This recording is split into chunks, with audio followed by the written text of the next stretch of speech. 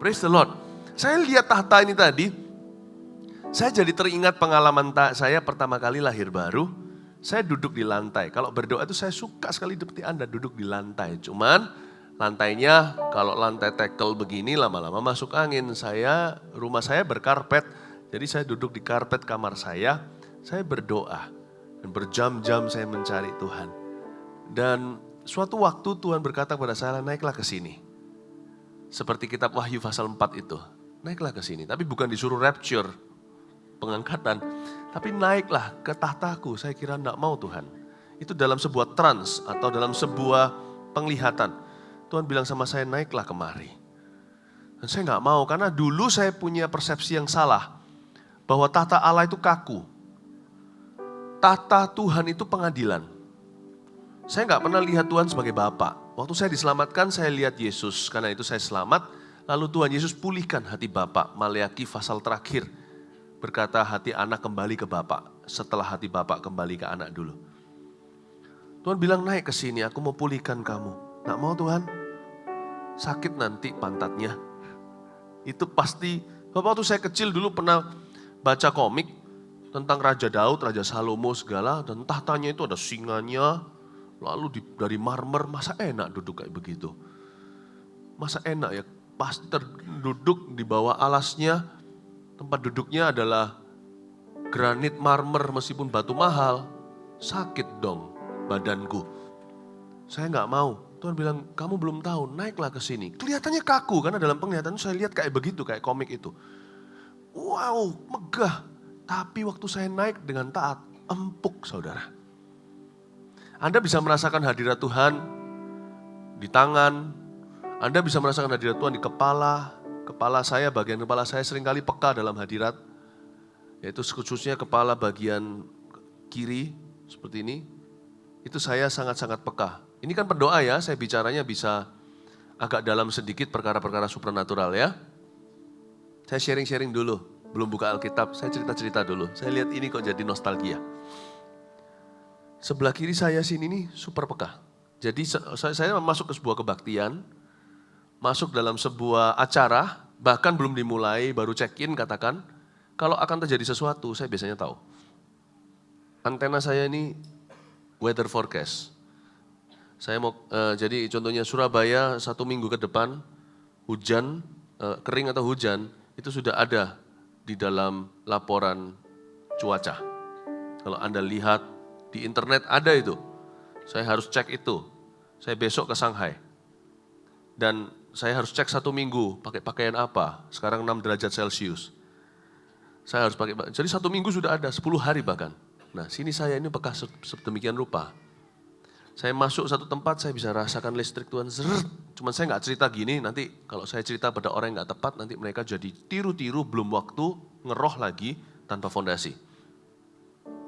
Saya bisa kerasa, sesuatu akan terjadi. Ya. Tapi enggak pernah saya itu bisa memikirkan, ini saya katakan dengan hormat, saya takut akan Tuhan. Ini suci dan ini bukan guyonan, ini bukan candaan. Enggak pernah saya merasakan hadirat Tuhan itu ternyata bisa di bagian siniku. Mengerti maksud saya? Hadirat Tuhan itu bisa begitu nyata di seluruh tubuh. Ada satu lagu yang saya enggak suka. Ya, ada satu lagu yang saya nggak suka, karena lagu itu menurut saya sih lucu, ya. Apa lagunya gini? Yes, no, God's not dead, He's alive, God's not dead. I feel Him in my head, I feel Him in my chest, I feel Him on my feet, I feel Him all over me, gitu-gitulah ya. Konyol sekali itu lagu anak kecil. Tapi anak kecil pun nggak suka lagu itu. Karena saya nggak mikir, hadirat Tuhan itu begitu nyata. Bukan hanya bisa memenuhi seluruh ruangan, bisa memenuhi seluruh tubuh. Bahkan bagian tubuh yang paling kita pandang hina, bagian bawah, saya bisa merasakan hadirat Tuhan waktu saya disuruh naik kemari. Tiba-tiba di bawah saya itu merasa seperti saya itu duduk di sofa Tuhan, duduk di awan-awan, empuk kayak sedang duduk di marshmallow. I felt God's presence here at my bottom. Empuk sekali. Dan saya berkata, aku gak pernah coba sofa seempuk ini. Padahal ketika penglihatan itu diangkat dari saya menyadari saya sedang berada di lantai di bawah. Meskipun karpet keras saudara. Tapi saya rasa empuk seperti ngawang. Saya jadi ingat waktu saya kecil pernah lewat dengan papa saya naik mobil lihat satu reklame. Lucu sekali ada orang tidur atau duduk ngawang begitu terus ada mereknya. Saya tidak mau sebut di sini, saya nggak mau endorse. Mereknya itu wow serasa duduk di atas awan atau serasa tidur di atas awan. Itu merek sofa atau merek ranjang. Saya berkata Tuhan, aku jadi ingat masa kecilku ketika lihat reklame itu. Ternyata memang ada tempat seempuk ini ya. Dan Tuhan berkata, kamu duduk di tahtaku. Selama ini kamu kira aku raja, dari luar sana kelihatan gagah, kelihatan kaku. Tapi karena hubunganmu dengan aku bukan sekedar raja di atas segala raja, aku Bapa. Tahtaku bagi kalau di dalam dunia militerku, tentara sorgawi, takut semua. Gak ada yang berani deket tahtaku. Tapi kamu bisa naik sembarangan ke sini, bukan tanpa hormat. Kamu bisa naik semaunya, karena kamu adalah anak. Gak ada orang yang berani pegang kepalanya jenderal kecuali anaknya. Ketika balita main-main. Anak saya itu dari kecil dulu tuh jambak-jambak saya semua. Apalagi baru berdiri kalau diranjang saya main. Kepala mereka berdiri, lalu diileri lagi. Tes, gak ada orang berani ileri kepala saya.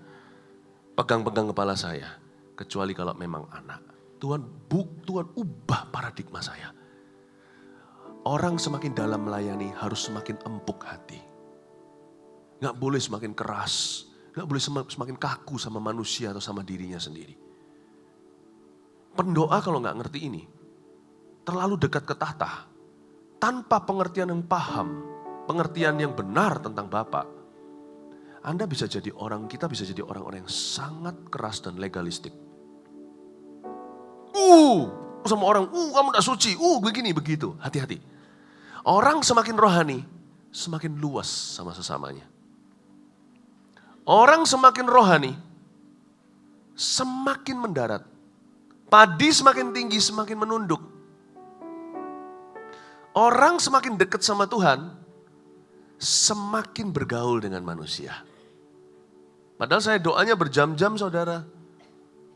Zaman itu saya masih bujangan, jadi belum banyak yang namanya distraction atau gangguan. Bukan berarti sekarang kalau saya sudah menikah ada gangguan, enggak juga. Tapi hidup saya di-share banyak orang. Saya punya anak segalanya, jadi aktivitas saya berubah, hati saya tidak. Komitmen saya juga tidak berubah. Tapi zaman itu kalau saya doa, bisa 6 jam, 7 jam sekaligus. Tanpa gangguan. Karena waktu itu juga pelayanan saya belum banyak. Pada waktu Yesus, sebelum saya yakin Yesus waktu menjadi anak tukang kayu, Tuhan Yesus dengan mudah berdoa di mana saja. Tapi setelah Tuhan Yesus jadi diproklamasikan sebagai Mesias, kontroversi kanan kiri, dibenci orang Farisi, tapi berbondong-bondong orang datang, kesembuhan terjadi, Lazarus dibangkitkan. Kemanapun Yesus pergi, dia susah makan dan istirahat. Harus pergi ke tempat tenang, pagi-pagi buta. Mau doa juga tunggu semua orang pulang. Tinggal dia sendirian, nanti jalan di atas air. Dia berdoa sampai tengah malam, sampai pukul 3 bahkan. Sampai angin sakal. Susah sekali untuk menemukan tempat. Nah saya menemukan hidup saya sekarang juga menjadi kehidupan yang di-share begitu banyak orang. Kemana saya pergi sudah tidak ada privacy. Saya berada di mana selalu ada manusia yang mencari saya. Dan saya anggap itu kebahagiaan dan kebanggaan. Namun demikian, hari ini saya tetap berdoa, tapi berdoa saya harus pakai strategi. Di akal saudara, kalau mau doa 7 jam gitu, saya harus khusus naik ke bukit doa.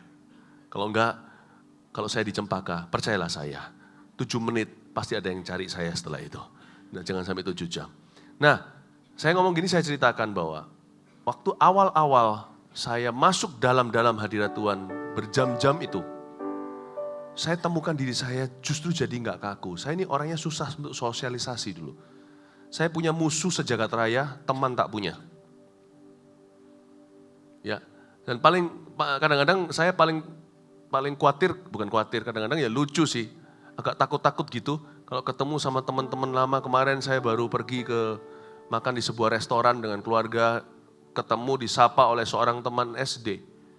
Waktu ketemu, wah aku mau sapa kamu tapi nggak berani. Wah, kamu sekarang udah jadi pendeta dan sebagainya. Oh enggak apa-apa, saya ngobrol-ngobrol sama dia. Mestilah kalau ketemu teman lama ujungnya mesti ngomong begini, ini dulu nakal ini. Nah enak saya, itu semua orang kumpul sana. Ya kan nakal, wah ini berantem terus ini segalanya. Terus akhirnya saya beranikan diri, ya. Dulu aku waktu berantem itu, kamu itu lawan atau kawan? Saya enggak berani, kalau dia bilang lawan saya harus minta maaf di tempat. Saya bilang sorry ya dulu aku menjengkelkan. Contohnya begitu. Nah saya ini orangnya enggak sosialisasi. Orangnya kaku sekali. Justru waktu saya masuk hadirat Tuhan, Tuhan suruh saya keluar. Bukan langsung, setelah 7 jam itu Tuhan bilang, oke keluar, turun gunung Musa. Kamu jangan di sini terus sampai wajah bercahaya, nanti semua orang hindari kamu. Ayo turun gunung. Kenapa? Lihat, umat Tuhan sekarang sedang membutuhkanmu, mereka sedang menyembah lembu. Turun. Bergaul situ sama orang. Orang semakin dekat sama Tuhan, masuk semakin dalam, gak boleh jadi semakin aneh. Justru harus semakin supel. Dan dari orang gak bisa sosialisasi ini, Tuhan mengubah karakter saya. Pendoa itu gak mengubah sejarah, gak mengubah dunia. Yang pertama dia ubah dirinya. Orang yang berdoa yang diubah itu dirinya dulu. Jadi kalau seorang berdoa, keadaan berubah namun dia tidak, saya ragukan doanya itu betul-betul sesuai kehendak Allah atau tidak. Saya sharing-sharing dulu ya, supaya kita sesama pendoa nih. Hari ini saya belajar, bukan berarti saya hebat, enggak. Saya masih belajar sekali dengan orang-orang yang lebih supel. Tapi hari ini saya belajar untuk bisa betul-betul supel. Saya temukan iya ya, papa mama saya jadi bingung. Awal mulanya, karena dari anak bertiga, koko saya itu yang paling supel. Kalau bisa bergaul, dari SD itu temennya itu sudah, itu masih SMP, temennya koko saya itu sudah orang-orang yang berkeluarga. Pinter berteman tuh kokoku tuh. Dari kecil udah kelihatan tuh pinter bisnis bakalan. Saya masih ingat zaman-zaman dulu pada waktu di Pelabuhan Tanjung Perak, Surabaya. Kapal-kapal bersandar, belum ada palsuan. Lalu ada Nike, sepatu-sepatu yang merek-merek itu datang ke sini segalanya itu. Dia itu nggak tahu gimana caranya bekerja sama. Bisa dapat beberapa biji sepatu itu. Dibeli murah-murah, lalu dijual di sekolah mahal-mahal. SD padahal, masih kelas 5. Pinter orang itu. Jangan bilang sama kokoku ya. Yang ngomong begini ya. Ini gembalanya dari sini soalnya. Nah, saya mikir, mama papa saya tahu bahwa kalau koko saya bisa berhasil punya teman ini, teman itu tuh biasa. Adik saya oke deh, adik saya itu malah justru dari kecil dari di luar negeri. Dan dia bertemannya lebih internasional. Dia punya teman itu orang Filipina, punya teman itu orang bule beberapa. Saya sama orang bule malah justru nggak bisa terlalu dekat karena terlalu terasa beda culture-nya. Sekalipun saya dari kecil di luar negeri, saya nggak dari kecil di negara barat. Saya di Taiwan dulu, di Singapura. Kalau adik saya lain, adik saya itu dari kecil sudah ada di Kanada, SD bahkan. Wah dia bisa. Nah yang selalu sebelum saya bertobat, yang terlibat okultisme itu saya. Saya diam-diam di rumah belajar bela diri, belajar bertapa, belajar ini itu. Yang selalu punya musuh, yang tidak punya teman. Saya cara berteman dengan orang adalah dengan mengintimidasi dulu. Jadi zaman dari sejak kecil saya sudah ada kasus preman. Waktu saya masih SD kecil, baru lepas dot itu. Masuk ke kelas kalau seluruh teman-teman kelas tidak satu persatu kasih saya 1 batang permen sugus. Kalau yang cewek saya nggak apa-apain, tapi yang cowok pulang mata bendol. Saya dulu begitu, dan semua orang jadi senang berteman dengan saya karena perlindungan. Dasar mafia. Jadi papa mama saya tahu saya ini poor social skill-nya. Tapi waktu saya keluar dari hadirat Allah, mereka melihat perubahan saya itu hari per hari. Bisa bergaul dengan teman, dengan orang. Dan sekarang pergaulan saya luas dan lebih luas daripada saudara-saudara saya. Saya punya teman dari yang paling tua sampai yang paling kecil. Pastor Philip, kecil-kecil itu loh yang lari-lari. Kemarin barusan ulang tahun anak saya datang surprise di sekolah. Itu di sekolah semuanya. Anak kecil lihat. Ya bukan saya GR gimana, cuman mereka, Pastor Philip. Nah itu koncoku kabeh. Teman saya semua itu. Kecil-kecil. Umur 6, umur 8 di MSCS. Saya pikir, Tuhan kok bisa aku begini ya? Aku dulu selalu iri sama kokoku. Dia bisa punya sahabat, saya gak pernah punya. Saya mau punya sahabat, saya takut-takuti mereka. Saya intimidasi mereka. Dengan kekerasan, maka mereka semua jadi grupku. Kok bisa ya Tuhan? Tuhan bilang, karena kamu dekat sama aku.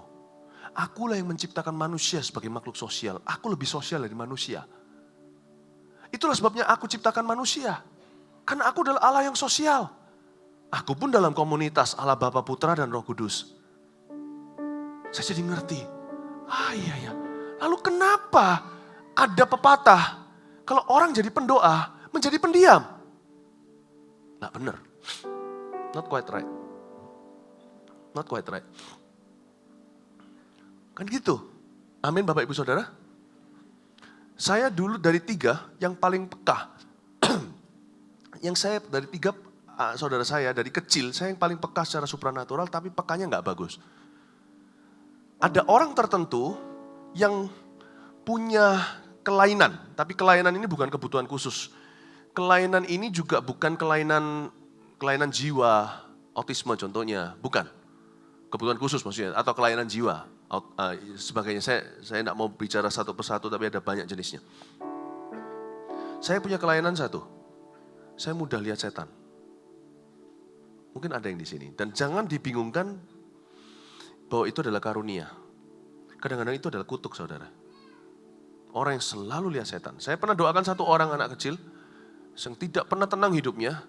Sampai dia teenager dewasa, mamanya bawa ke saya doakan, saya tutup pintu supranatural itu. Karena mungkin di atasnya dulu, siapa tahu. Tidak selalu gitu kasusnya 100% pasti. Tapi ada pula orang-orang yang punya tanda kutip karunia, bukan karunia, kemampuan itu bukan dari Tuhan Yesus. Tapi karena atas-atasnya ada pintu okultisme yang belum ditutup. Mengerti maksud saya ya? Mungkin di atasnya itu ada suhu peramal, dukun, segalanya kita nggak tahu. Atau pernah main dukun. Dan dia nggak pernah tenang, dia selalu diganggu. Nah, saya dulu orangnya selalu mudah sekali untuk ngalami, diserang, atau lihat setan atau kesurupan. Dari 3 anak papa mama saya paling membuat pusing orang tua saya. Waktu saya masuk hadirat Tuhan, saya beritahu ya. Saya tunjukkan dulu misconception dulu.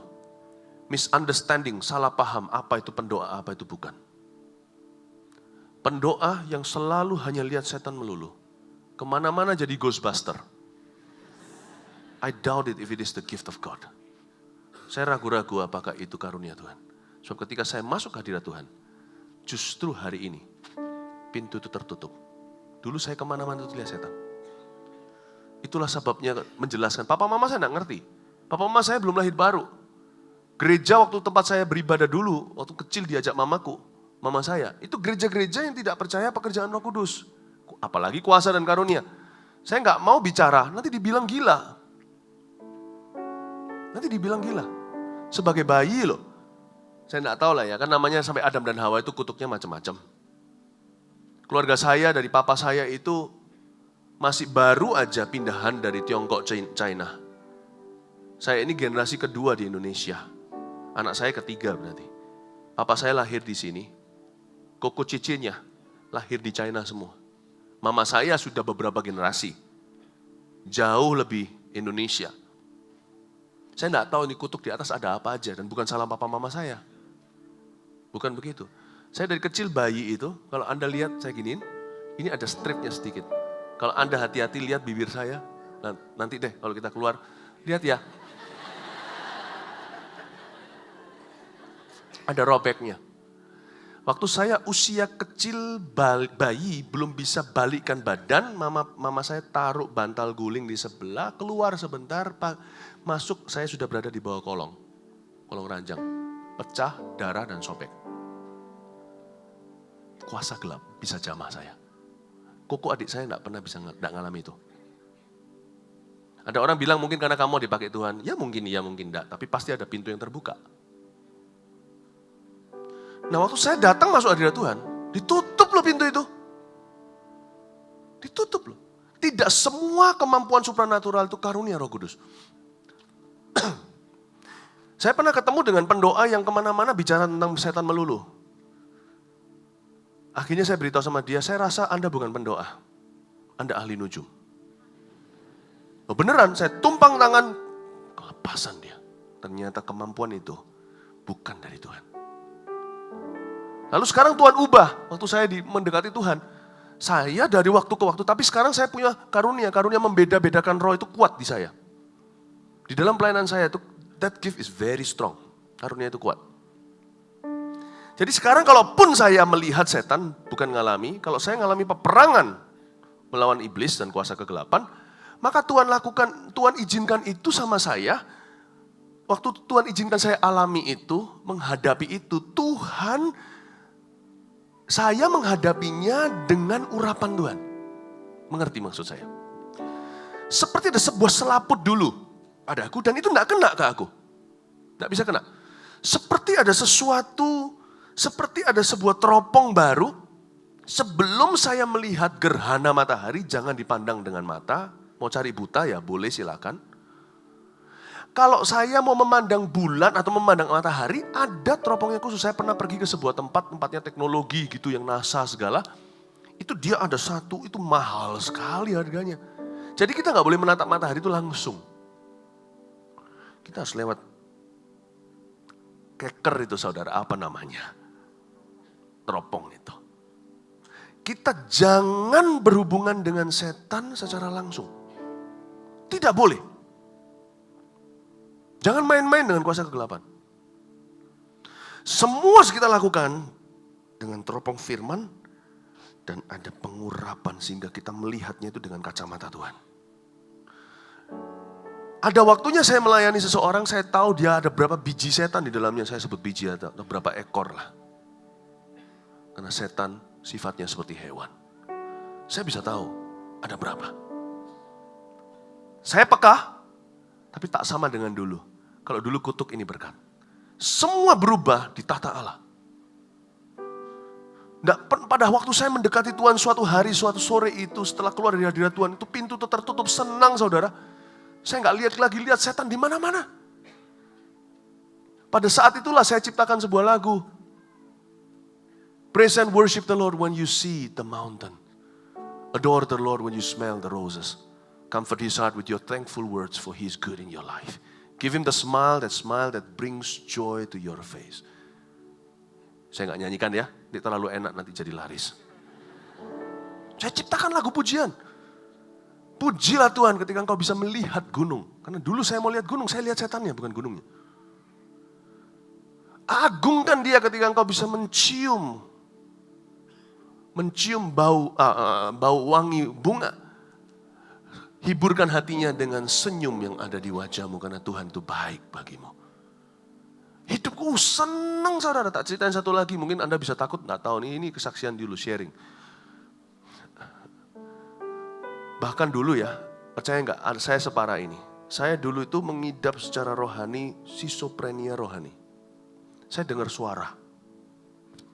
Saya dulu itu psikiatris nggak bisa apa-apakan saya lagi. Tak ceritai tahta ini mengubah seorang saya seperti apa, supaya Anda tahu bahwa Tuhan bisa mengubah siapa saja. Saya nggak lebih suci, dan sebagai pendosa kata Paulus, aku ini yang paling kotor dari semua rasul.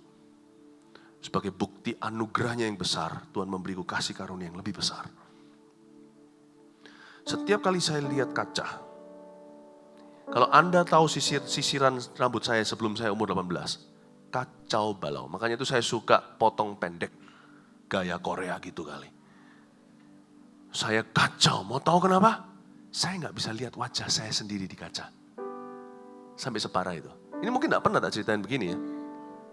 Yesus kalau sama orang lain pakai ilustrasi atau pakai perumpamaan, sama muridnya sendiri ngomong belak-belakan. Boleh saya ngomong belak-belakan sama Anda? Saya nggak bisa lihat wajah saya sendiri di kaca. Jadi saya nggak tahu tampang saya seperti apa. Waktu saya beranjak dari umur, ketika saya sekolah di Singapura, kira-kira pukul sampai 16 sampai, ya pokoknya kira-kira berapa tahun terakhir itu masa-masa saya ABG. Saya nggak bisa lihat wajah saya nggak pernah ngaku sama siapa-siapa. Karena takut mereka kira saya gila. Karena saya waras, tapi saya tahu ada sesuatu tinggal di dalam diriku. Dan itu yang membuatku susah sekali. Waktu saya lihat wajah saya selalu lihat hewan. Kepala saya itu hewan. Hari ini saya mengerti orang-orang yang mengalami kuasa kegelapan itu saya bisa paham, saya bisa empati sama mereka. Mereka enggak gila loh. Ada orang tertentu tuh yang dengar suara, dengar beneran. Seperti pembunuh serial di Amerika yang ditangkap oleh pemerintah. Menjadi kasus federal. Ditangkap lalu ditanya, kenapa kamu bunuh? Seperti John F. Kennedy contohnya. Seperti John Lennon yang dibunuh. Mereka semuanya pada mengaku, aku dengar suara yang menyuruhku. Dan itu nyata loh. So saya dengar itu suara itu audible. Bukan suara Tuhan. Jadi saya mau beritahu kepada Anda. Saya diselamatkan dari itu. Kalau Anda masuk sebagai pendoa, jangan jadi seperti itu. Jangan jadi seperti itu. Tapi mungkin kalau Anda dengar kesaksian seperti ini dari orang yang gak suka berdoa, yang doanya 5 menit saja. Jangan didengarkan, itu alasan aja supaya mereka tidak berdoa. Saya doa 7 jam ya. Dor sekaligus, bukan 7 jam dicicil 7 hari. Saya dalam kalau doa. Tapi waktu saya keluar, orang gak kerasa saya dalam doanya. Saya harap orang kerasa saya dalam kasihnya. Nah, pendoa harus imbang di area ini. Apa yang disebut oleh yin dan yang, hitam putih itu seperti di Pakwa atau di dalam penjelasan keyakinan yang lain. Itu sebenarnya semuanya adalah tiruan muslihat malah, tapi sebenarnya adalah tiruan apa yang Tuhan ajarkan. Bahwa hidup itu harus seimbang roh dan kebenaran.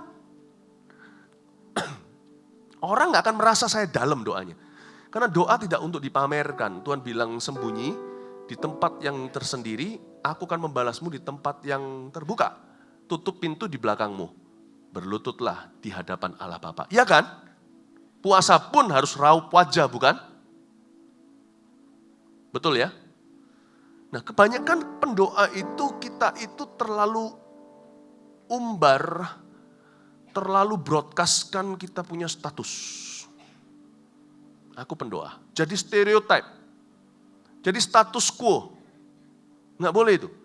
Pendoa itu justru harus kamuflase ketika di masyarakat. Justru. Anda tidak akan pernah temukan di luar sana. Kalau polisi Amerika, NYPD, New York Police Department, tulisannya di vest atau di rompinya ada tulisan NYPD, NYPD itu. Tapi kalau CIA, tidak akan Anda temukan kemana-mana. Kecuali dia lagi tugas, ada yellow line, ada garis polisi yang kuning.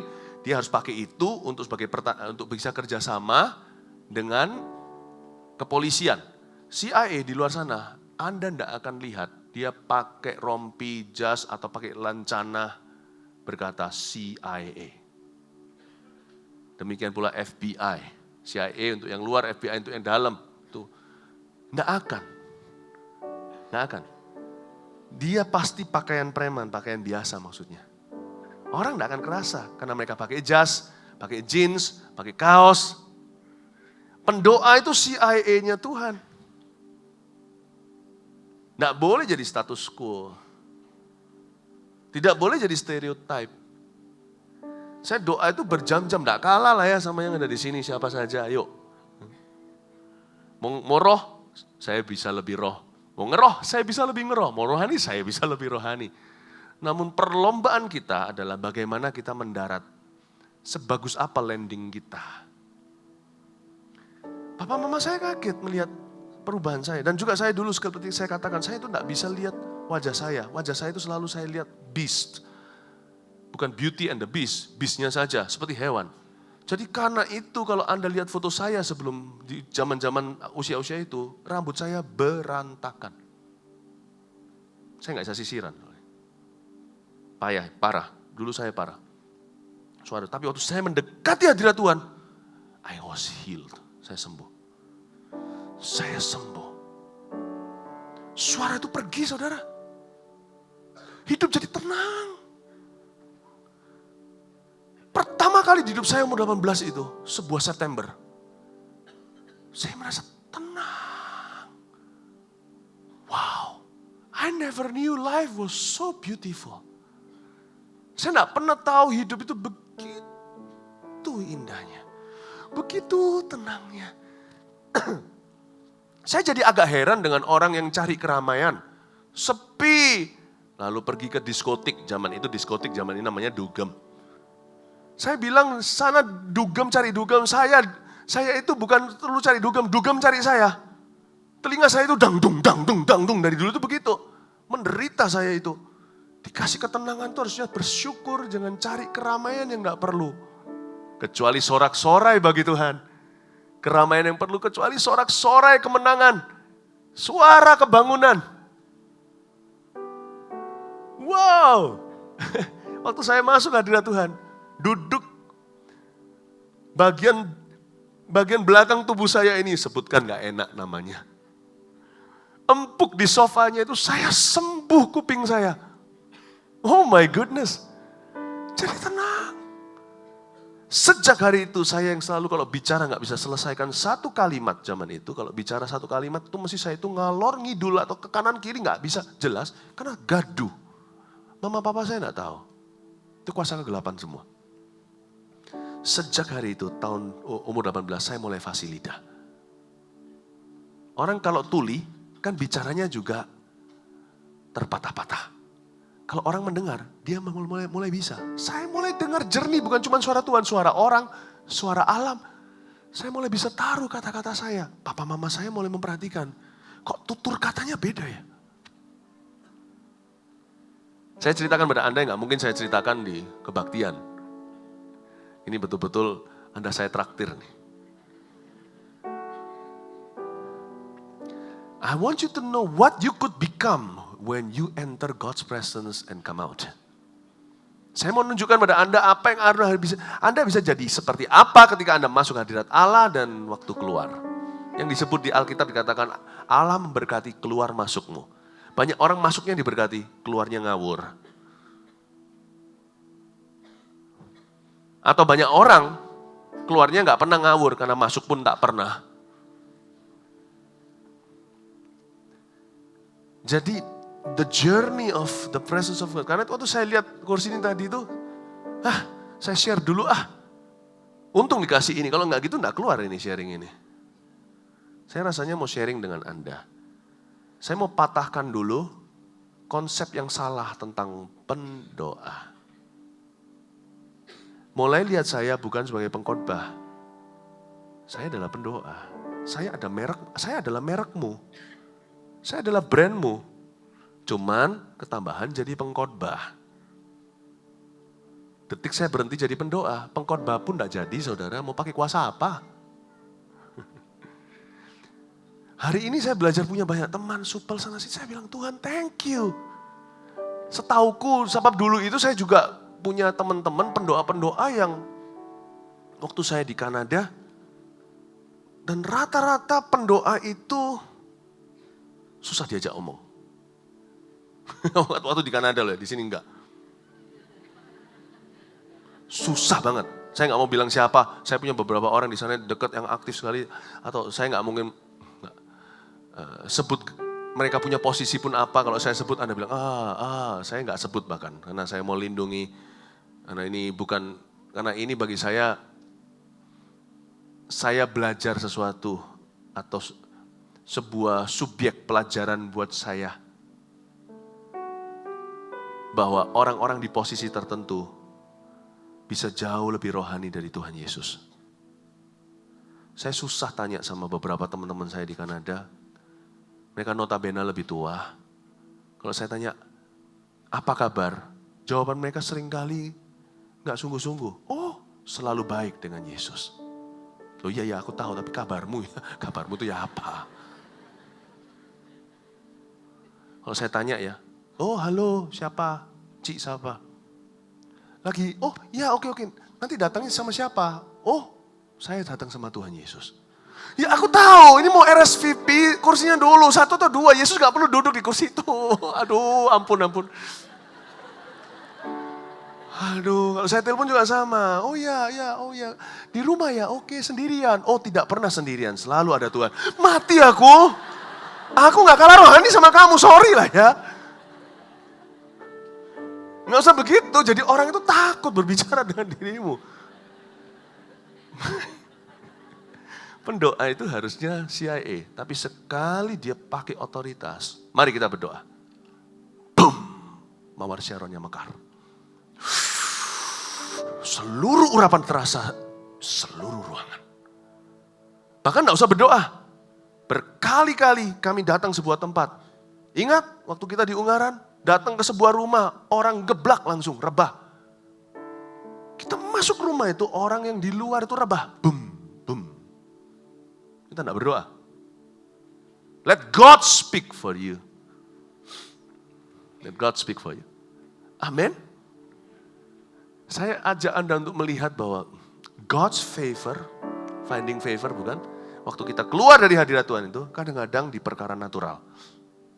Saya persiapkan Anda di naturalnya dulu. Karena di meeting ini saya yakin banyak yang berbicara di supranaturalnya. Apalagi kalau saya sudah notabene dipandang sebagai pelayan yang supranatural, saya harus memegahkan diri atas kelemahan. Kalau saya cerita yang supranaturalnya doang, Anda semakin jauh di belakang. Anda akan merasa, saya semakin diagungkan. Wow, orang itu luar biasa, itu memang pilihan. Karena itu Paulus menolak untuk bermegah atas kekuatannya.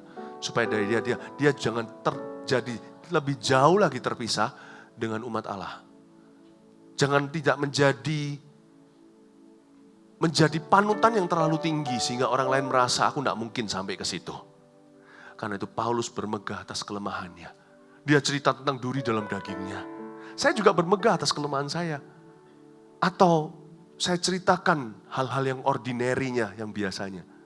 Saya jadi sekarang coba jelaskan ke Anda, produk-produk hasilnya apa di saya ketika masuk hadirat Allah. Semoga kita bisa saling mencocokkan buah-buah di pohon yang sama, pokok anggur itu. Dengan menjadikan diri saya sama sebagai pendoa seperti Anda, kita harusnya menjadi kerabat. Dan dengan saya ceritakan hal-hal natural itu dan digaris bawahi seperti tadi, Anda bisa melihat, ternyata Tuhan bisa menunjukkan favor-Nya lewat perkara natural dalam hidup kita. Amin. Ini kalau mau mengadakan mujizat memberi makan 5.000 orang, saya fokusnya ke 5 roti 2 ikannya. Tahukah Anda, perkara supranatural itu dimulai dengan yang natural, dengan restu yang rohani. Tidak ada 5 roti 2 ikan, tidak ada 5.000 orang makan. Sekarang ini yang saya otak-atik, so far ini, sampai detik ini, yang saya otak-atik dengan Anda, adalah 5 roti 2 ikannya. Saya cerita tentang bergaul, tentang supel, tentang gak lihat-lihat roh, seperlunya ketika Tuhan ketika Tuhan mau bekerja, ketika Tuhan utus Anda lakukan sesuatu, tapi sesuatu yang perlu, saya jelaskan pada Anda, 5 roti dan 2 ikannya. Ya, saya jelaskan itunya. Tapi jangan pernah mengira bahwa sharing saya ini adalah untuk memperbaiki kelakuan semata-mata. Bukan itu doang. Sharing saya sekarang ini berguna untuk mempersiapkan Anda sebuah landasan take off pesawat supranaturalmu. Amin Bapak Ibu? Amin? Nah itu dia. Semoga Anda bisa lihat balance-nya atau yin dan yang-nya. Bahwa seorang yang supranatural biasanya sangat mendarat. Semakin supranatural, semakin alami orang itu. Padi semakin tinggi, semakin menunduk. Ada orang pernah berkata pada saya, wah hati-hati dengan sombong rohani, kesombongan rohani. Mana ada sombong yang rohani, sombong ya sombong gak pakai rohani. Orang kalau sudah sombong, udah gak rohani. Udah gitu aja. Gak ada kesombongan rohani. Gak ada. Orang mengasosiasikan sebuah dosa dengan buah, dikacaukan di situ. Jangan kacaukan pendoa dengan aneh. Jangan kacaukan pendoa dengan ngeroh. Jangan kacaukan pendoa dengan menjadi seorang pendoa dengan menjadi ghostbuster di mana-mana. Jangan kacaukan menjadi seorang pendoa dengan tidak bisa bersosialisasi dengan manusia. Karena 2 hal yang saya sebutkan per pasangan tadi tidak pernah dijodohkan oleh Tuhan. Kalau itu terjadi, itu bukan yang Tuhan buat. Itu karena manusia korsleting. Tangkap ini ya. Saya minta Anda sebagai pendoa, urusan bisnis Anda, jangan pakai nama Tuhan, apalagi kalau memang Anda punya hutang. Yang tagih hutang berkata, bayar 2 juta. Tenang saja, Tuhan pasti berikan. Jangan Tuhan. Kalau hutang, diam. bayar. Sekalipun Tuhan bicara pada Anda janji bahwa minggu depan 2 juta akan datang, jangan beritahu sama orang itu.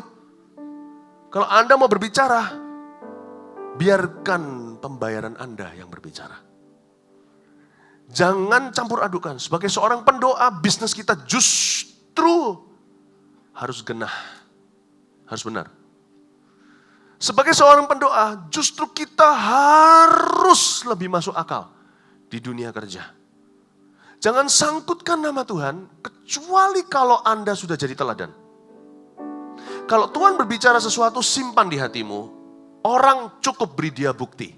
Nanti suatu hari kalau dia kagum, dia akan tanya, apa rahasiamu? Buka mulut, dan Tuhan Yesus yang keluar. Pendoa, jangan campur baurkan perkara supranatural, janji Tuhan atau yang rohani, dengan perkara sehari-hari. Justru kalau engkau rohani, engkau akan bertanggung jawab di perkara sehari-hari. Amin Bapak Ibu Saudara. Pendoa kalau jual sesuatu barang, sesuatu apa gitu, ya.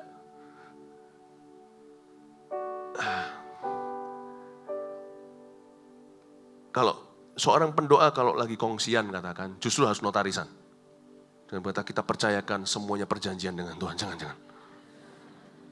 Percayalah, aku pendoa masa aku akan bohongi kamu. Enggak, justru kalau Anda pendoa, Anda yang ngotot bawa ke notarisan supaya dia rasa aman, Anda tidak akan pernah bohongi. Pendoa juga tidak boleh berkata, nanti apa kata Tuhan, ngeflow aja. Ngeflow dalam doa bisa, tapi justru orang yang ngeflow dalam doa, di dalam perkara sehari-hari, teratur dan terorganisasi. Justru Anda akan berkata, nanti bukan berkata, oh nanti aja belakangan kita nanti urus semua. Enggak, semua harus terus terang dan terang-terangan di depan. Kita harus berlawanan, yin dan yang itu tadi. Kalau kita masuk dalam di hadirat Tuhan, di masyarakat kita semakin bertanggung jawab. Kalau kita semakin ngeflow dalam kuasa Roh Kudus, di masyarakat, di hidup sehari-hari, kita justru semakin tertata rapi, teratur, dan terencana dengan sempurna. Amin Bapak Ibu Saudara. Coba lihat yin-nya dan yang-nya. Coba lihat yang namanya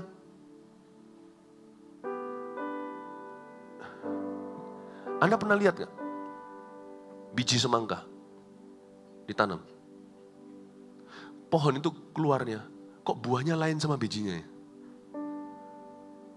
Seharusnya kalau buah dan biji dibuat sama, kalau itu adalah ide Tuhan, konsepnya begitu. Dari dulu kalau kita mau pohon pisang, ambil pisang, jangan dimakan, masukin di tanah. Terus keluarnya jadi pohon pisang. Pisang, pohonnya pun kayak pisang. Tuhan tuh indah. Yang masuk biji, yang keluar buah. Masuk ke hadirat Allah, manifestasinya bisa beda dengan waktu kita di hadirat itu.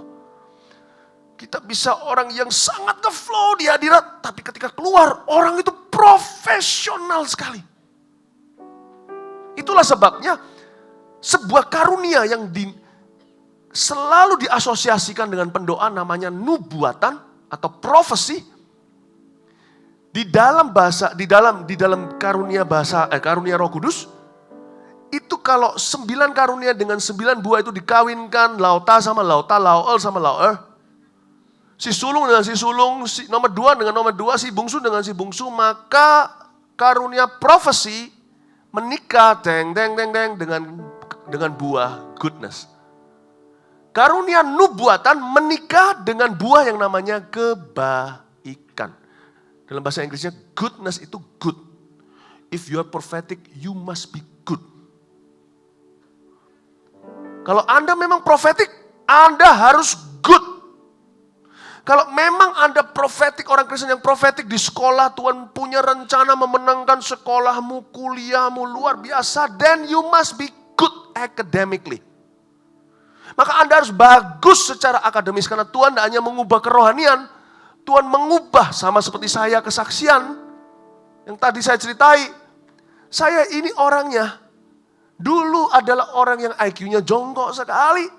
Waktu saya masuk hadirat Tuhan, Tuhan pun mengubah IQ saya. Nilai-nilai saya pun berubah. Saya menjadi mahasiswa teladan dan sebagainya sejak saya kenal Tuhan. Dulu padahal nakal, ugal-ugalan. If you're prophetic, kalau Anda memang disuruh Tuhan menangkan sekolahmu, Tuhan akan memanggilmu hanya berdoa, lalu fail atau lalu gagal, nggak lulus mata kuliah. Kalau Tuhan memanggilmu memenangkan kampusmu, Anda pasti menjadi siswa teladan terlebih dahulu. If you're prophetic, you must be good.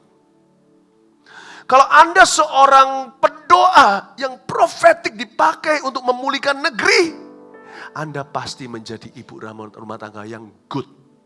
Take care keluargamu. Nggak mungkin suami tidak dilayani. Anak dibiarkan. Kenapa? Mama lagi doa.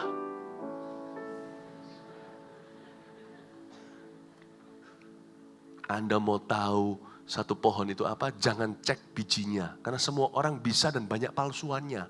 Bijinya semua orang bisa ngeflow. Mau tahu itu betul-betul flow-nya masuk ke alamat yang tepat, kehadirat Allah atau hanya perasaan saja, gampang. Lihat buahnya, kau tahu pohonnya.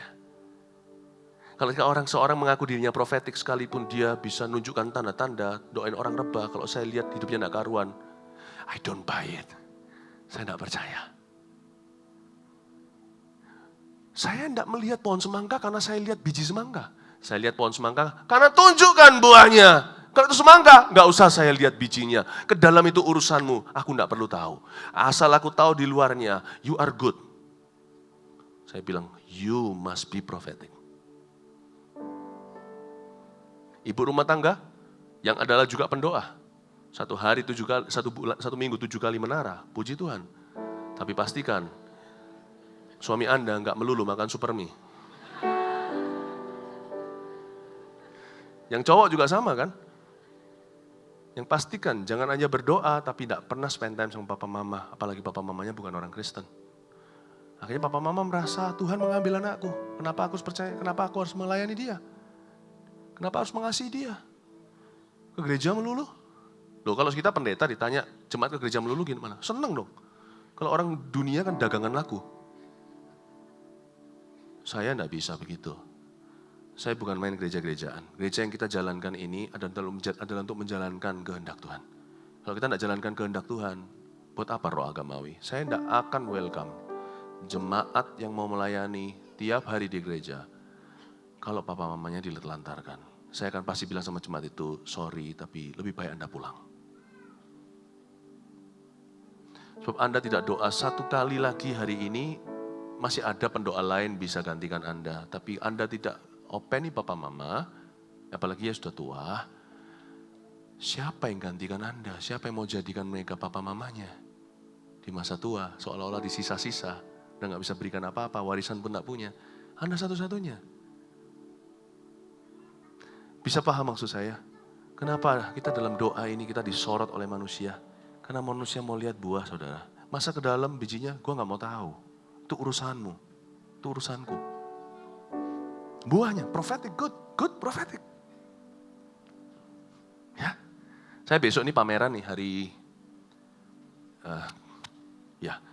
Kamis. Doakan ya, saya masuk ke China sebagai seniman, karena sebagai pendeta, sekarang semua kekristenan sedang dipermasalahkan di sana. Jadi saya, puji Tuhan, saya punya status selain sebagai pendeta, saya punya status-status tambahan yang mendukung status pertama. Besok 20 lukisan saya akan dipamerkan di Shanghai. Dan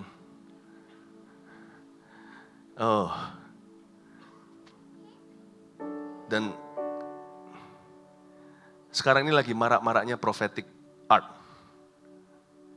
Prophetic art. Dan saya orang-orang yang melukis tapi menurut saya bukan cuma lukisannya, tapi dari idenya apa aja kurang brilian. Waktu saya tahu begitu, saya kasih masukan beberapa teman-teman yang di luar negeri prophetic art. Saya bilang gini, hey bro, kalau memang ini your art is prophetic, saya punya masukan, kalau art kita prophetic, it has to be good. Gak boleh asal-asalan. Itu harus art atau seni yang membuat orang itu menoleh kalau melihatnya. Nggak asal-asalan lalu dibumbuin, hanya orang-orang tertentu aja yang dibodohi yang mau percaya. Kalau your art is prophetic, orang dunia pun akan berkata, wow.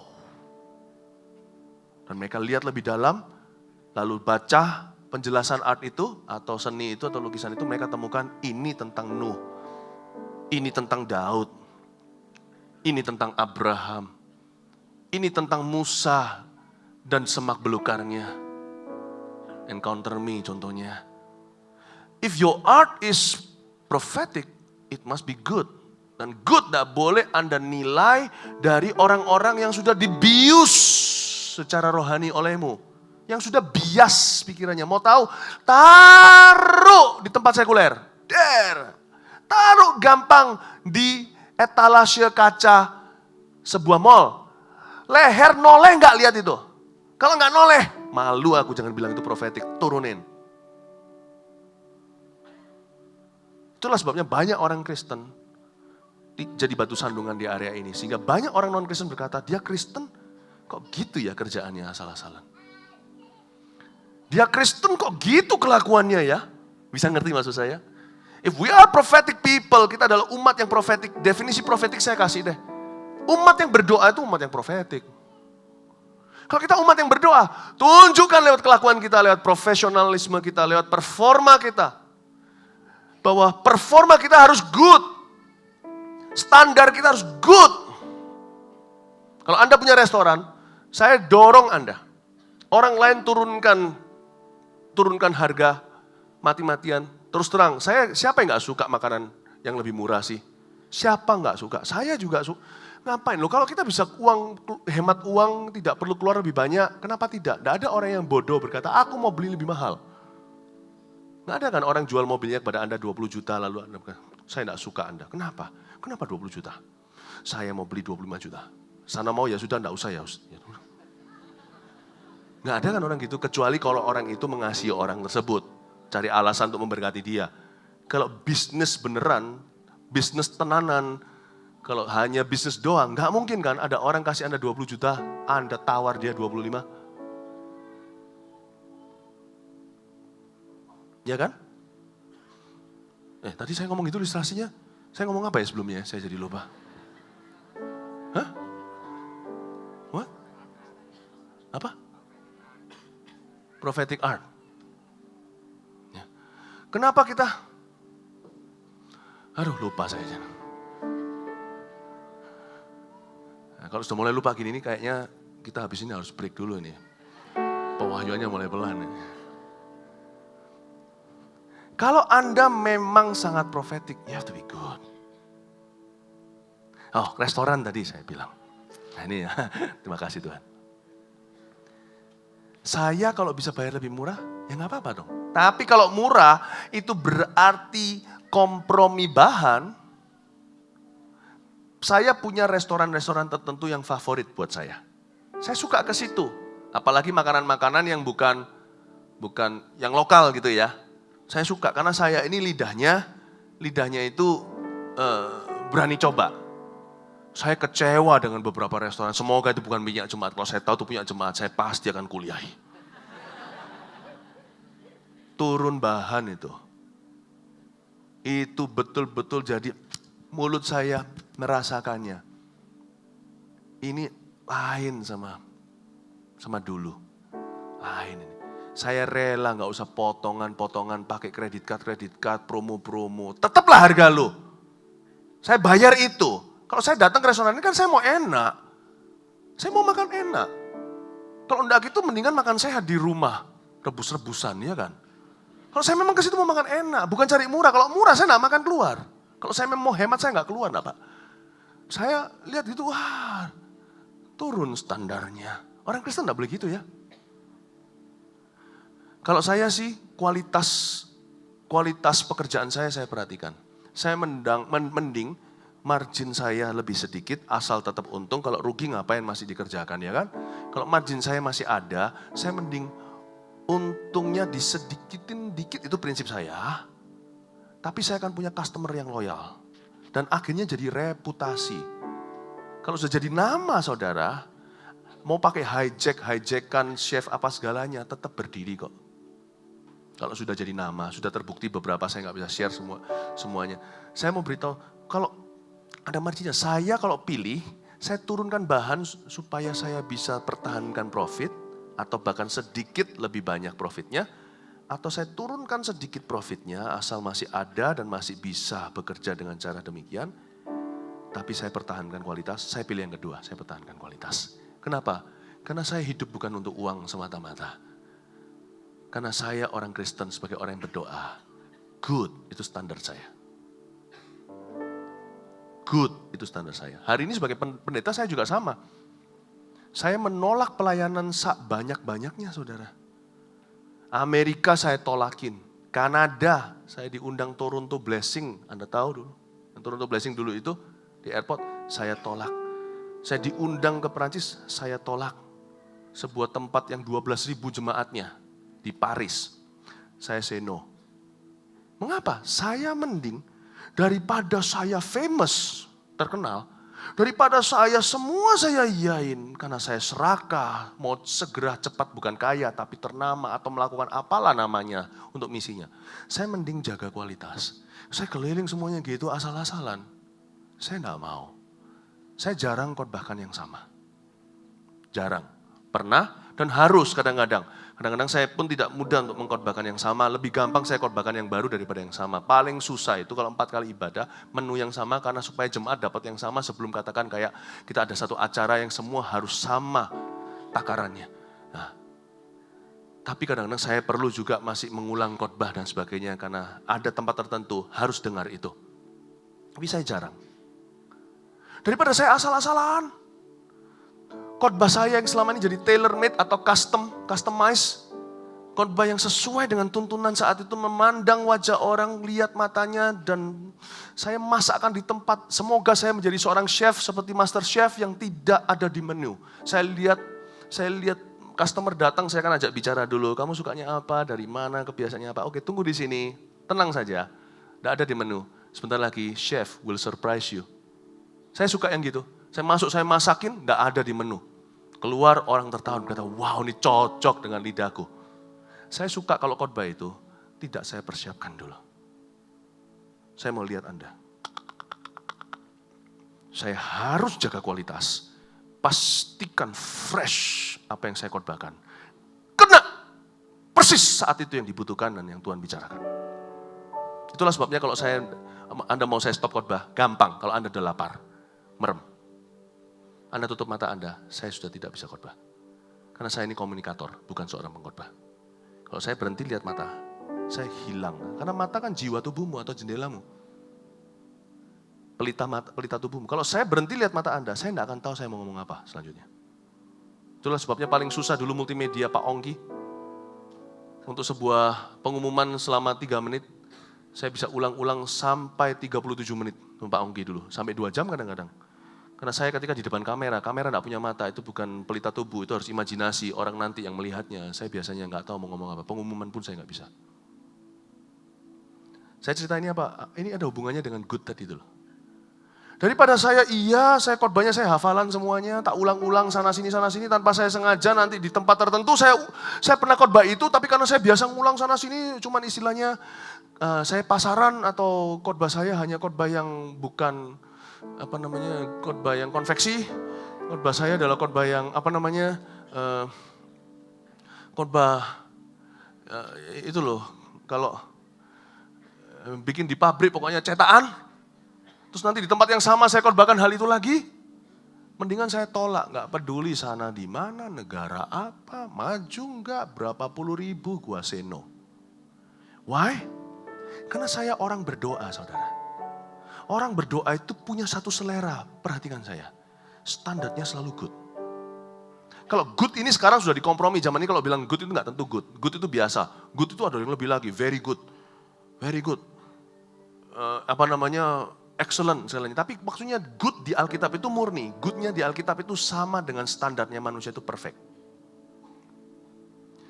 Orang yang berdoa, pengkhotbah yang pendoa juga akan punya selera yang sama. Pengusaha yang berdoa, yang profetik akan punya selera yang sama. Ibu rumah tangga yang profetik, yang berdoa pasti punya selera yang sama. Mahasiswa yang profetik, yang berdoa pasti punya selera yang sama. Kami mengejar standar good. Dan menolak untuk menurunkan bahan. Kalau Anda tidak punya standar ini, you're not that prophetic. Meskipun Anda berbahasa lidah dan bernubuat kanan kiri, you're not that prophetic. You're not that prophetic. Saya ceritakan tadi panjang lebar itu ada poinnya. Saya nggak ngalor ngidul, saudara. Saya ceritakan Anda sebagai seorang pengkhotbah. Pengkhotbah pun bisa kompromi area ini. Pengkhotbah pun bisa menjadi berkurang sebagai seorang pendoa. Pengkhotbah bisa berkurang menjadi seorang pendoa maksudnya. Lalu dia mulai kompromi demi karir. Never. Bagi saya kalau seorang pengkhotbah yang tulen benar-benar yang ikuti Tuhan dari dekat. Tidak main-main dan tidak asal-asalan. Pengkhotbah itu akan memperhatikan quality. Karena bagi dia khotbah bukan mimbar. Bagi dia khotbah adalah standar kerajaan Tuhan. Bagaimana dengan Anda sebagai pengusaha? Saya sudah ceritakan dari profesi saya. Saya bukakan dapur bahwa pengkhotbah pun bisa kompromi. Saya bisa bilang ya kanan kiri. Saya tolakin semuanya. Saya tolakin yang namanya promo, buy one get one free. Aji mumpung, khotbah di sini, di situ. Kalau bisa, enak kan diundang ke luar negeri. Kalau diundang ke luar negeri kan dibayari semuanya. Padahal saya sering kali bayar sendiri. Enak kan? Saya nggak mau jadi pengkhotbah kayak gitu. Anda juga jangan mau jadi pemilik restoran yang kayak gitu loh ya. Jangan juga mau jadi seorang ibu rumah tangga yang kayak gitu. Asal-asalan, pokoknya suamiku nggak ngomel. Itu standar apa-apaan? Standar apa itu? How prophetic you are, terukur how good you are in your work. Seprofetik apa Anda tidak diukur dari seprofetik apa Anda berdoa. Terukur dari sebagus apa perbuatan Anda. Karena itu kan dikawinkan. Prophetic itu good. Jangan jadi sandungan. Sebagai pengusaha juga sama. Bapak Ibu Saudara, sebagai pengkhotbah aja nggak ada alasan. Padahal semua dalam nama pelayanan. Apalagi Anda yang bekerja bukan dalam nama pelayanan. Karena di luar sana bukan nama pelayanan. Terlebih lagi Anda harus melayani. Amin Bapak Ibu Saudara. Nah itu dia. Dari mana sifat ini? Dari tahta Tuhan. Waktu saya di tahtanya, Tuhan itu menularkan hawanya. Sifatnya pun tertular ke saya. Saya jadi orang yang perfeksionis, yang selalu menuduh diri kalau kurang bagus. Saya menjadi orang yang haus untuk bagus, bukan lagi karena tuntutan manusia atau tuntutan diri, tapi sebagai persembahan kepada Allah, sebagai penyembahan dari Allah. Karena itu saya tidak pernah merasa, gini loh, kalau Anda datang ke saya dan berkata, Pak Philip, saya nggak bisa ikut pergi mission trip contohnya. Kenapa? Saya harus jaga pabrik, jaga toko, jaga apa dan sebagainya. Jangan pernah Anda kira saya akan melihat Anda, Pak rohani. Never, I will not do that. I will not do that. Saya bisa membedakan kok orang workaholic atau orang itu responsible. Orang itu workaholic, gila kerja, semua enggak perlu yang lainnya, atau orang itu tanggung jawab. Saya tahu kok, saya juga tahu jemaat yang Tuhan percayakan kepada kami. Saya pasti berkata, oh itu juga pelayanan. Lakukan segenap hati, Tuhan sertai. Saya bangga untuk orang itu, meskipun kali itu nggak bisa pergi. Daud kan punya 2 macam orang yang pergi perang, gasak orang Amalek di Siklag. Tapi ada 200 yang tunggui barang waktu pulang, yang pergi sok-sokan. Enaknya mereka kok juga dapat berkat. Mission trip ini kan kita yang usaha. Terus Daud bilang apa? Jangan kayak gitu, yang tunggu barang upahnya sama dengan yang pergi perang. Coba sana pergi perang. Kalau tidak ada yang tunggu barang, berkat tidak datang. Misi-misi kita siapa yang akan danai? Misi-misi siapa kita? Belum lagi nanti orang itu jadi kesaksian. Nama siapa yang harum kalau bukan Tuhan? Iya kan? Tapi ada orang tertentu yang workaholic. Saya punya seorang teman, bukan teman sebenarnya masih hubungan. Wah kerjanya melulu. Benar-benar ada orang itu ya luar biasa. Saya itu dulu kira hanya orang Jepang yang kayak gitu. Saya pelayanan ke Jepang itu pulang gitu ya. Capek sudah malam. Kadang-kadang saya dari luar agak sedikit jauh gitu saya pergi naik kendaraan. Malam-malam. Terus kita keluar makan dulu kan kalau sudah pelayanan. Saya melihat dari high rise. Kadang-kadang di hotel juga udah sampai udah malam. setengah 12, jam 12. Itu di kantor-kantoran, gedung kantoran, itu nyala lampunya.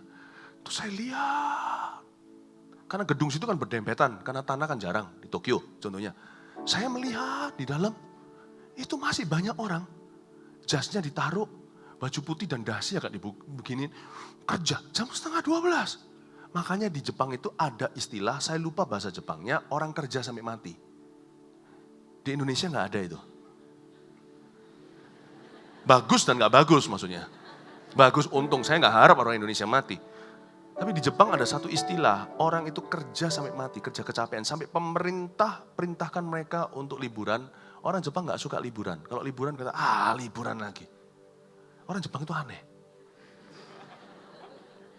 Makanya ketika kita zamannya kita masih tentara-tentara di sini, mereka sudah mengembangkan teknologi. Kaisar sudah menguasai dengan cara yang buruk tentunya. Saya tidak senang dengan hal itu. Menjajah Asia. Sementara orang Asia yang lainnya santai saja, nikmati kerajaannya. Mereka sudah menguasai Asia Pasifik. Yaitu plusnya, minusnya juga ada. Ambisius, ada yang mati karena gitu. Nah, saya kira hanya ada di Jepang gitu-gitu. Orang Hong Kong juga sama. Orang Hong Kong juga sama. Kalau orang Indonesia harus banyak belajar. Kalau berjalan kadang-kadang pelan-pelan. Tapi enaknya di sini lebih aman. Jadi kita lebih jarang butuh asuransi. Karena kalau di Hong Kong Anda berhenti di tempat tertentu yang sangat ramai sekali. Contohnya di tempat perbelanjaan yang ramai. Di tempat-tempat bisnis yang ramai dan sebagainya. Anda berhenti ditabrak kanan kiri sama orang. Bisa kecelakaan lalu lintas. Bukan oleh mobil tapi oleh kaki manusia. Saya pernah sekali di Hong Kong itu cuma mau tali sepatu. Salah tempat, lokasi nggak pas. Tabrak kanan kiri, saya muter hilang arah. Ada, saya kira yang workaholic itu cuma ada di kota-kota itu. Tapi saya nemukan, di antara jemaat kita ada orang kayak gitu. Benar-benar seperti orang Jepang, jam 11.30, 12 itu masih kerja malam. Enggak ke gereja, enggak olahraga. Saya pernah ketemu orang begitu, dan waktu saya ketemu mereka, tak ajak mission trip sama saya. Tapi gimana kerjanya? Taruh. Kepada orang yang overdosis di pekerjaan, saya suruh sabat. Kepada orang yang sahabat melulu sampai saya sambat. Saya suruh kerja. Oke. Semua ini yang saya ceritakan ada hubungannya dengan yang tadi. Prophetic dan good. Saya mau beritahu kepada Anda. Kalau Anda tidak bisa menambah load atau beban pelayanan karena Anda harus studi. Karena Anda harus bekerja. Kadang-kadang saya melihat anak-anak saya pun juga pelayanan. Lucu, saya itu senang sekali. Anak-anak kami itu cinta pelayanan. Saya bersyukur so far so good. Sebagai anak pendeta, tidak kami bawa stres pelayanan ke mereka sehingga mereka belajar. Mereka bisa natural alami cinta. Tapi dari waktu ke waktu, sekalipun saya ingin anak-anak saya ikut, saya berkata sama mereka mungkin perlu patahkan hati mereka. Ketika mereka sudah bergairah, excited untuk ikut, saya berkata, no, stay home, study. Tidak, tinggal di rumah, belajar. Saya kalau sebagai papa, apalagi sebagai pendeta, saya bisa merasa bersalah. Loh, anak mau pelayanan. Seperti setan berkata, banyak anak pendeta, malah justru gak suka pelayanan. Papanya mohon-mohon, tolong melayani, gak mau. Anakmu tuh mau. Setan berkata, siapa bilang bahwa itu bukan pelayanan? Pelajaran itu juga pelayanan. Kalau mereka good, gampang nyusulnya profetik itu nanti. Malah repot sekarang anak-anak muda yang profetik melulu. Saya dikomplaini orang tuanya. Beberapa anak-anak muda, puji Tuhan sekarang jadi jarang di AUG yang kayak gitu. Dulu saya malah sering, anakku kamu bawa kemana? Digituin. Ke gereja terus, nilainya anjlok, gak pernah ketemu, waktu keluarga gak ada. Gereja terus. Akhirnya ditawari, ambil sekalian, gak mau. Saya gak mau. Anak gak tanggung jawab, saya jangan sampai profetik jadi alasan ya, cego atau cuma jadi pelarian, pelayanan. No. Study. Kamu gak ikut pelayanan, it's okay. Kalau anak muda, kalau perlu gak usah ikut NYC. National Youth Conference. It's okay. Profetiknya nyusul gampang. Zaman aku usiamu juga belum pernah ada NYC. Saya dulu zaman itu masih murtad, gak ngerti Tuhan. Sekarang juga menyusulnya lumayan. Profetik itu gampang susulnya. Good-nya itu loh. Amin saudara. Ayo kalau memang harus ke toko-toko, enggak apa-apa. Saya enggak suruh gini, waduh habis ini, Cieni sorry ya. Setelah mendengar khotbah seperti ini, saya enggak datang sesi berikutnya. Pak Fuji, Pastor Lani, saya harus good, saya turun ke bawah telat saudara. Anda sudah registrasi sini, sudah sekalian aja cuti berapa hari, sudah di sini, kita selesaikan di sini. Kita selesaikan secara Kristen di sini.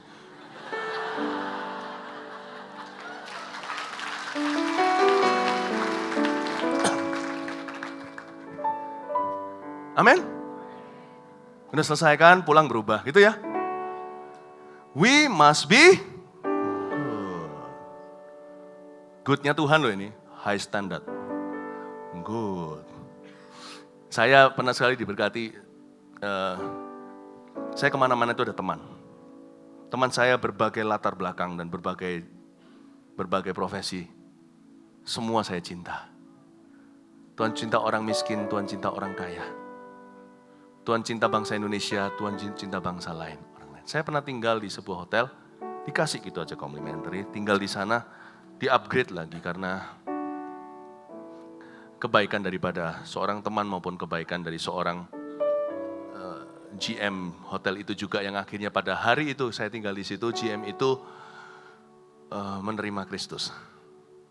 Kita ketemu, tinggal di hotelnya, orang bule terima Yesus. Puji syukur. Tapi habis waktu saya di negeri itu. Cuman transit 1 hari doang, 3 jam sudah kasih 1 orang. Jadi saya nggak bisa jalan-jalan. Tapi nggak apa-apa demi jiwa dia. Ya sudah. Tapi saya mau cerita tentang hotel itu. Hotel itu ada macam-macam. Saingan hotel ada di mana-mana. Banjir saudara, Surabaya juga banyak. Tapi saya sebut hotel ini memang beda. Saya masuk ke dalam, terus kamarnya. Wah, ada foto kami.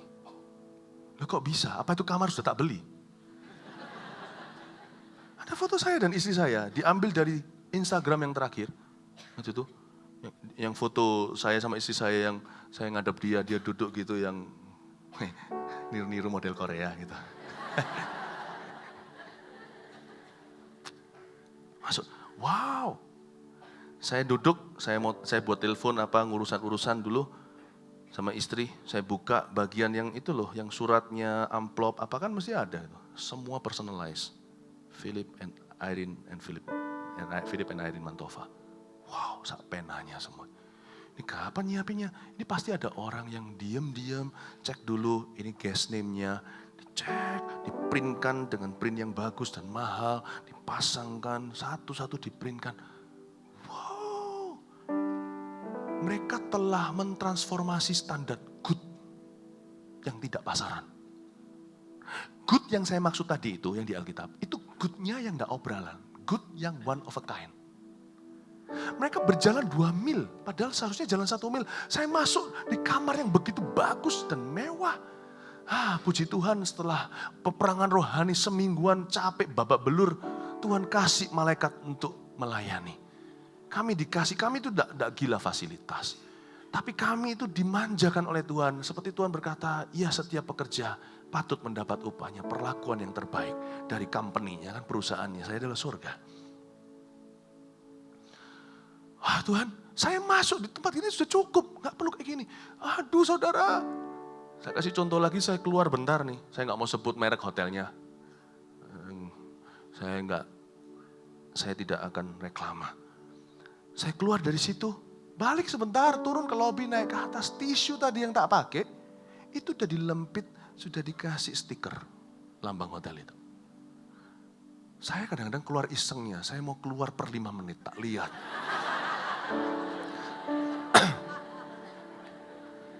Saya itu orang yang iseng soalnya. Keluar sedikit lebih lama, keluar saya ada meeting, balik.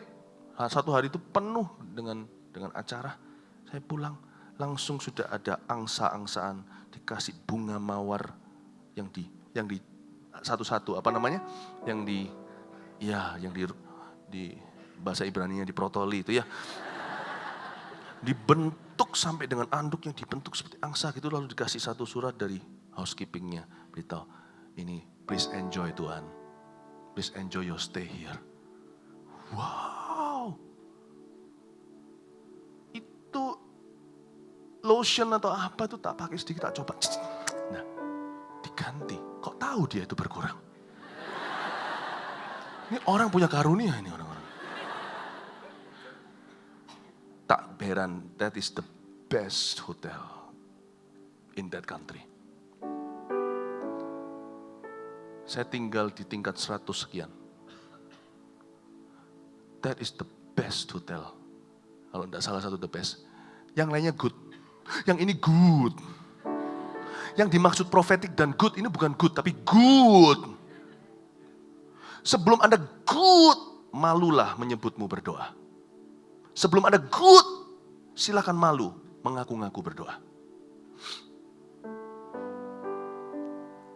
Tangkap ini.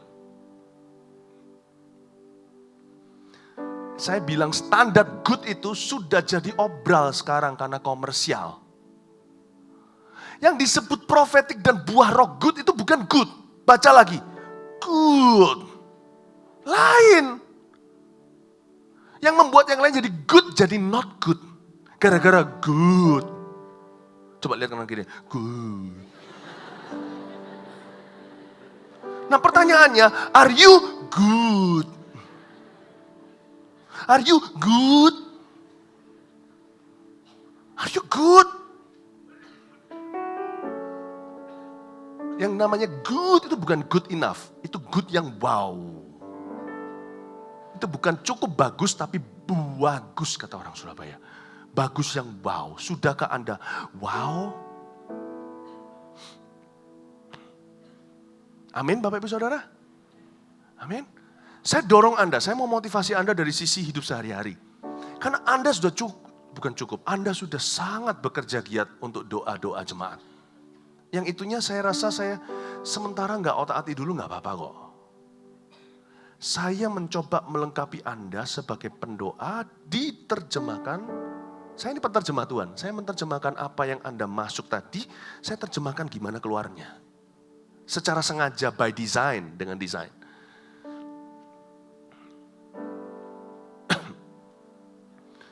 Saya otak-atik Anda dari sisi setiap hari. Supaya Anda sebagai pendoa tahu bagaimana, Anda sebagai pendoa tahu apa ekspektasi Anda ketika keluar dari hadirat Allah.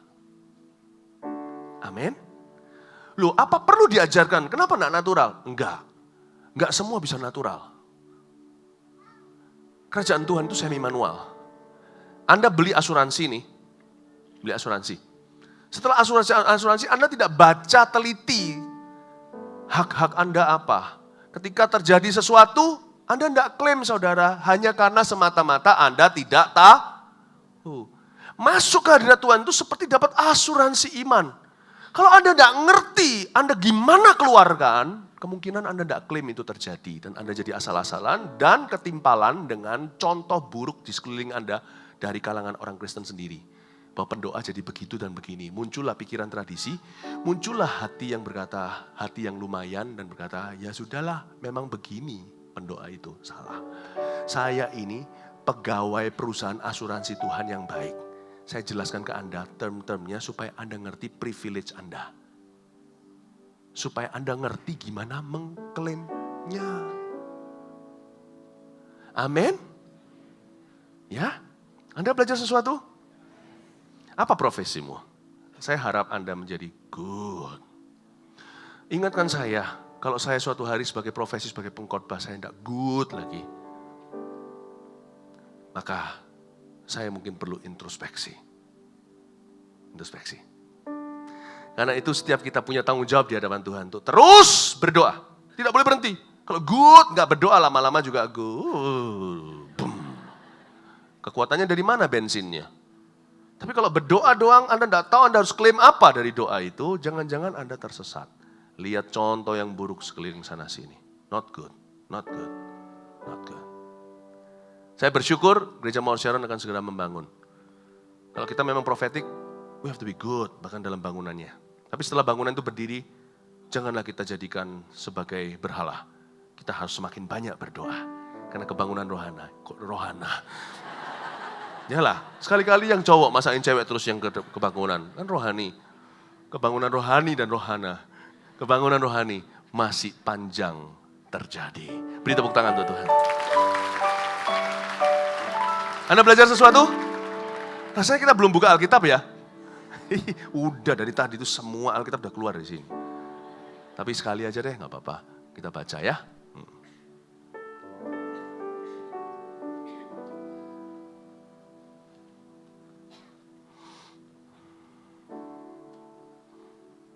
Oke, kita buka ya.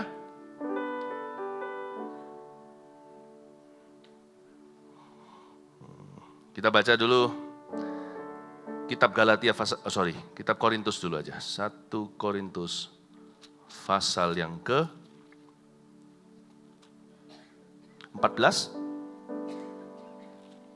12.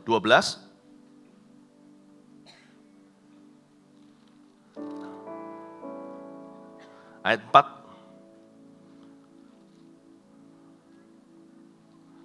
Oke, 1 Korintus 12, rupa-rupa karunia tapi satu roh. Ada rupa-rupa karunia tapi satu roh. Dan ada rupa-rupa pelayanan tetapi satu Tuhan. Dan ada berbagai-bagai perbuatan ajaib, tetapi Allah adalah satu yang mengerjakan semuanya dalam semua orang.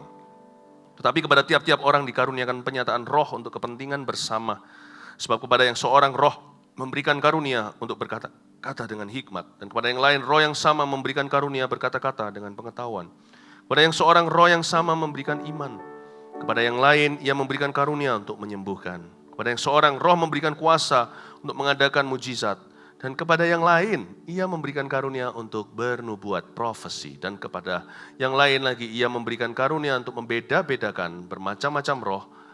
Kepada yang seorang ia memberikan karunia untuk menafsirkan bahasa roh itu.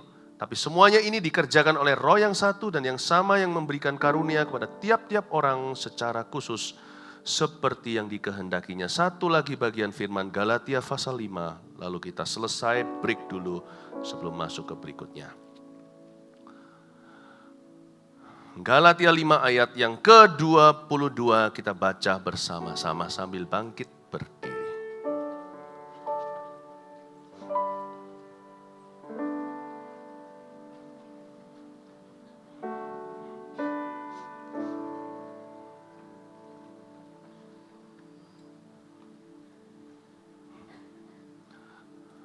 Sesi saya sampai jam 8 malam, betul ya?